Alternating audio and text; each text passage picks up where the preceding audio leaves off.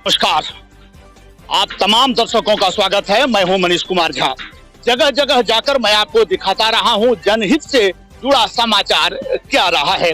आज जब कोरोना के बाद लोग राहत का सांस ले रहे हैं तो गायत्री परिवार ने भी अपने आप को स्थापित करने का प्रयास किया है। लगातार आपको याद होगा कोरोना काल में भी गायत्री परिवार के लोगों ने जरूरतमंद लोगों के बीच जाकर जिस प्रकार से अनाज वितरित किए, लोगों को सुरक्षित किए, और इतना ही नहीं, उस समय कोरोना से बचाव के लिए जो हवन यज्ञ शुरू किए थे उसका आज परिणाम माना जा सकता है कि हम राहत का सांस ले रहे हैं और छूट मिला है, हमें लॉकडाउन से आजादी मिली है। इतना ही नहीं, 2022 का शुरुआत होते आप देख रहे हैं कि लगातार लोग धर्म के सागर में गोता लगा रहे हैं। अभी हम चाहेंगे हमारे कैमरामैन आपको दिखा दें, ये है धनबाद का गोधर जो इन दिनों भक्ति के सागर में लगातार गोता लगा रहे हैं। आप देख लें, माताएं बहनें जितनी भी हैं, ये महिलाएं पीले वस्त्र में लगातार समाज कल्याण, विश्व कल्याण के लिए आहुति दे रही हैं और एक एक आहुति के साथ, मंत्रोच्चार के साथ ये सभी जगत कल्याण का कामना कर रही है और ये सभी अपने परिवार को सुरक्षित करने हेतु लगातार प्रयासरत हैं। हम चाहेंगे आपको कि ये दिखाएं कि ये जो यज्ञ आप देख रहे हैं ये सिर्फ अध्यात्म ही नहीं बल्कि विज्ञान पर आधारित रहा है। कुछ लोग भी हमारे साथ हैं जो लगातार गायत्री परिवार को संचित करते रहे हैं, गायत्री परिवार से लाभ लेते रहे हैं। गायत्री यदि आप बात करें तो महामंत्र की क्या महिमा रही है, यह तो लगभग सनातन धर्म जानने वाले लोग लगातार जानते रहे हैं। लेकिन जो लोग इससे वंचित हैं, क्योंकि अभी युवाओं में देखा जाता है कि भक्ति की कमी है और वो समाज से कटे रहते हैं, जिसका दुष्परिणाम भी समय समय पर हमारे सामने आते रहता है। उसका विशेष व्याख्या ना करते हुए हम चलते हैं यहाँ और जानने का प्रयास करते हैं कि आज का कार्यक्रम क्या था, और हम आपको यह भी बताने का प्रयास करते हैं कि इस यज्ञ से लोगों को किस तरह का लाभ होता है, आध्यात्मिक और वैज्ञानिक। हमारे साथ हैं शांति कुंज से आए हुए हैं पंडित जी हमारे साथ हैं, हम उनसे विस्तार से जानने का प्रयास करते हैं। सर, स्वागत है आपका।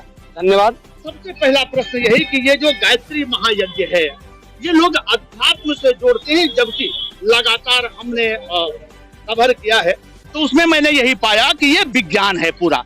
कैसे है, थोड़ा दर्शकों को बताइए। क्योंकि हमारे भारतीय धर्म का जो अध्यात्म है वो ऋषियों के द्वारा परिभाषित किया गया, रिसर्च किया गया। हजारों, 10,000 साल पहले इस पर हमारे ऋषियों ने रिसर्च किया था और रिसर्च के आधार पर पाया गया कि भारतीय संस्कृति के जितने भी अनमोल सूत्र हैं, यज्ञ हैं, गायत्री महामंत्र है, पतंजलि का योग विद्या है, ये भागीरथ ऋषि का गंगा है, जो गायत्री, गंगा, यज्ञ, गायत्री मंत्र, सूर्य की उपासना और तुलसी को अर्घ्य देने का, सूर्य को अर्घ्य प्रदान करने का, शंख ध्वनि के निनाद के माध्यम से सवेरा होने की बात जो हमारे यहाँ था, इसके पीछे वैज्ञानिकता और तथ्य छुपे हुए हैं। यदि प्रतिदिन हम सवेरे शंख बजाकर हम अपने रूटीन की शुरुआत करते हैं तो उससे क्या होगा, फेफड़े के सारे वायरस जो है वो दूर हो जाते हैं।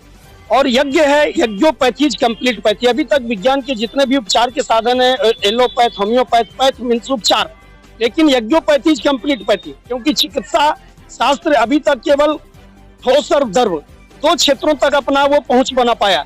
लेकिन जो वायरस जैसे भी महामारी कोविड का आया और पिछले 100 वर्ष पहले जो चेचक का आया था, तमाम तरह के जो समय समय पर जो वायरस आते हैं, डेंगू का, चिकनगुनिया का, कोरोना जैसी महामारी जो पूरी विश्वसनीयता को लॉक कर दिया, तो ऐसे समय में जो हवा में जो वायरस घुला हुआ है, जो संस्पर्श से आ रहा है, यज्ञोपैथीज कंप्लीटपैथी, क्योंकि इसमें जो 25 प्रकार की जड़ी बूटियां हैं, तुलसी है, 5 प्रकार की जो इसमें है, आज्ञा घास है, अर्जुन है, और इसमें जो पलाश के फूल हैं, सुगंधित इसमें जड़ी बूटियों का जो संग्रह करके मिश्रण करके जो जौपुट तैयार किया गया है।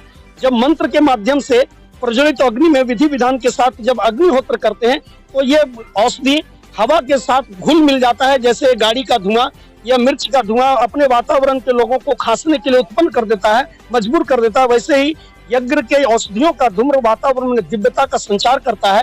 और अभी वैज्ञानिकों ने इस पर शोध किया कि जहाँ यज्ञ होते हैं वहाँ का हवा, पानी, मिट्टी में जो हानिकारक बैक्टीरिया है वह तुरंत ही 60% से अधिक वो सोल्यूशन दिशा में बढ़ जाता है। तो इसलिए गायत्री परिवार यज्ञोपैथीज कंप्लीट हुए। यज्ञ का अर्थात सत्कर्म है, हम केवल हवन यज्ञ तक ही सीमित नहीं है, बल्कि पीड़ित मानवता के लिए जितने भी कार्यक्रम हैं, आज 21वीं सदी में कहाँ से लाएंगे ऑक्सीजन, एक वृक्ष लगाएं, स्वयं करें उसका उत्पादन। कोविड के कारण ऑक्सीजन बहुत सारे लोग मारे गए, तो हम अपने जन्मदिन पर लोगों को प्रेरणा देते हैं कि अपने सांसों का कर्ज चुकाएं, एक वृक्ष अवश्य लगाएं। वाटर एक प्रश्न आपसे, जो लगातार लोग इससे ग्रसित रहे हैं, शराब का सेवन, बिहार ने तो शराब बंद कर दिया, झारखंड में भी बातें उठ रही है, तो गायत्री परिवार लगातार प्रयासरत रहे हैं कि लोग धूम्रपान ना करें, लोग मदिरा पान ना करें, इससे बचे कैसे? क्योंकि महिलाओं का भी सवाल आता रहा है बीच में कि गायत्री परिवार लगातार उस चीजों पर जोर दे रहा है जो अभी सरकार करने जा रही है, वर्षों से इस पर होता रहा है, कैसे छूटे? इसके लिए व्यसन मुक्ति आंदोलन 7 आंदोलन हम लोगों ने शुरू किया। इसमें व्यसन पूर्ति आंदोलन हम लोगों का सबसे महत्वपूर्ण आंदोलन है, और हम लोगों का लक्ष्य है जो पुराने लोग हैं, जिनकी आदत खराब हो चुकी है, जिनकी उम्र 50 से पार कर गए हैं, वो उनको छोड़ करके जो युवा पीढ़ी जो कॉलेजों में है, जो प्रतियोगिता परीक्षा की तैयारी कर रहे हैं, जो अभी कॉलेज में प्रवेश किए हैं, उन युवा पीढ़ी के बीच स्कूलों में पढ़ने वाले विद्यार्थियों को यदि हम कोड करें, उनको अपने गोद में लें और उनके बीच नशा के खिलाफ, नशा से होने वाली हानियों को अवगत कराएं, तो इस तरीके से कॉलेजों में, विद्यालयों में, महाविद्यालयों में हम लोग भारतीय संस्कृति ज्ञान परीक्षा के माध्यम से, सेमिनार के माध्यम से, यज्ञ के माध्यम से नौ पीढ़ी में यह संचार रहे कि जिस तरह अंग्रेजों के खिलाफ हमारे बाप दादा लोग अंग्रेजों की झोला ढो रहे थे, लेकिन युवा पीढ़ी के रूप में भगत सिंह, चंद्रशेखर आजाद, नई पीढ़ी अंग्रेजों के खिलाफ उलगुलान कर दिया, सिद्धू कानू, चांद भैरव, बिरसा मुंडा ने कि हम अंग्रेजों का झोला नहीं ढोएंगे। अंग्रेज तो चले गए, लेकिन अंग्रेजी हमारे देश में रह गई। इस देश का अनपढ़ आदमी हिंदी पी रहा है और पढ़ा लिखा आदमी अंग्रेजी पी रहा है, लेकिन यह देश जहाँ घी दूध की नदियां बहती थी। तो जीवनी शक्ति को संवर्धित करने के लिए युवा जोड़ो अभियान के माध्यम से नई पीढ़ी को अवगत करा रहे हैं कि अंग्रेज से भी ज्यादा खतरनाक ये है हमारी ये शराब का नशा की सभ्यता। इसको समाप्त करने के लिए हमको अध्यात्म का कैप्सूल जो गायत्री महामंत्र है, इसकी उपासना यदि एवरी डे करें 20 मिनट, जिस तरह सोलर प्लेट सूर्य की गर्मी को खींचकर बैटरी को चार्ज करता है, जैसे प्रकाश संश्लेषण के माध्यम से वृक्ष वनस्पतियां एक दाना को 100 दाना बनाती है, उसी तरह गायत्री मंत्र की उपासना यदि हम 20 मिनट एवरी डे करें, प्रतिदिन करें, तो हमारी मानसिक शक्ति, हमारा आत्मबल इतना मजबूत हो जाता है कि स्वस्फूर्त हमारे जीवन से नशा छूट जाता है। और इसका प्रमाण है अखिल विश्व गायत्री परिवार के 15 करोड़ सदस्य। जैसे कोई डायलॉग फिल्म में कहा जाता था 100 में 80-90 बेईमान फिर भी मेरा देश महान, उसी तरह अखिल विश्व गायत्री परिवार के 15 करोड़ सदस्यों की संख्या है। उसमें पहले जो 80% लोग जो थे, पहले न किसी प्रकार का नशा करते थे, लेकिन गायत्री उपासना से उनके जीवन में आमूलचूल परिवर्तन हो गया। कोयलांचल की धरती है, कोयला को जितना आप साफ करेंगे उससे काली समाप्त नहीं होने वाली है, लेकिन उस कोयला में एक छोटी सी चिंगारी डाल दें तो वो कोयला लाल बन जाएगा और धीरे धीरे राख में परिणत हो जाएगा, उसकी सारी कालिमा समाप्त हो जाती है। उसी तरह गायत्री महामंत्र की उपासना हमारे जीवन के व्यसन के कुसंस्कार और भी तमाम तरह के जो नेगेटिव वायरस हमारे मानसिक रूप से बुरे विचारों के रूप में, व्यसन के रूप में, उसको जलाकर खाक करती है, और रत्नाकर को वाल्मीकि के रूप में, बिल्लो मंगल डाकू को महात्मा सूरदास के रूप में, और नरेंद्र को स्वामी विवेकानंद के रूप में परिणत करती है।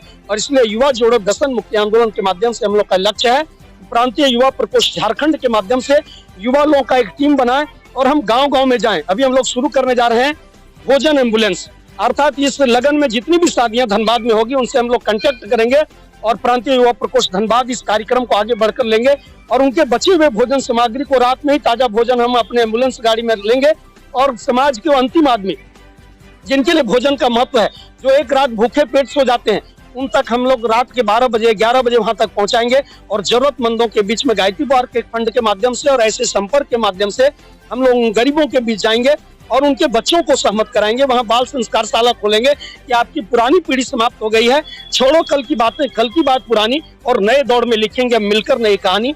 हम हैं हिंदुस्तानी, हम हैं युग निर्माणी, हम बदलेंगे तो देश बदलेगा। जी बहुत बहुत धन्यवाद आपका। अब हमारे साथ एक और युवा हैं, हम उनसे छोटा सा कमेंट लेते हैं कि जब उन्होंने ये कार्यक्रम यहाँ रखा तो परेशानी क्या हुई, क्योंकि सामान्यतः लोग इसको पकड़ते नहीं है, लोग सीधा समझते हैं गायत्री परिवार के लोग आएंगे, ये पीला वस्त्र पहनाएंगे और आने वाले समय में कहीं साधु ना बना दे। आइए जानते हैं क्या परेशानी हुई आपकी।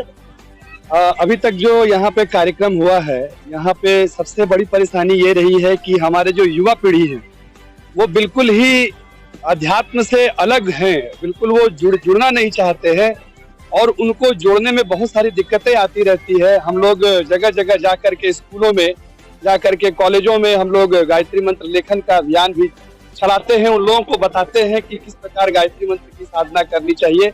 और गायत्री मंत्र की साधना करने से हमें क्या क्या लाभ होता है, इन सारे बातों को हम लोग जाकर बताते हैं। लेकिन बच्चे कहा गया है कि माता पिता यदि हो अज्ञान तो बच्चे कैसे बने महान।